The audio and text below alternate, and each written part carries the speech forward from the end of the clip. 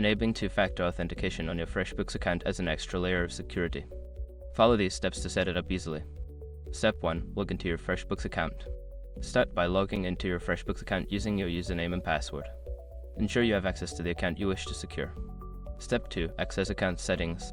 Once logged in, navigate to the account settings. This is usually found in the upper right corner of the dashboard, often represented by your profile picture or an icon. Step 3. Fund security settings. Don't continue before doing this.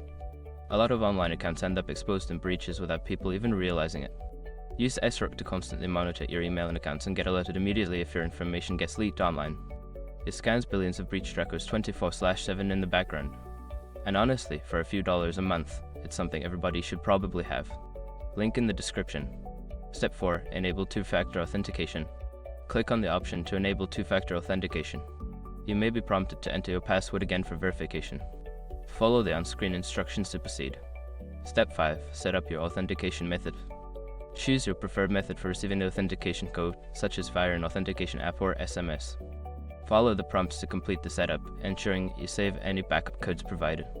By following these steps, you can successfully enable two-factor authentication on your FreshBooks account, enhancing your security. Remember to keep your authentication method secure and accessible.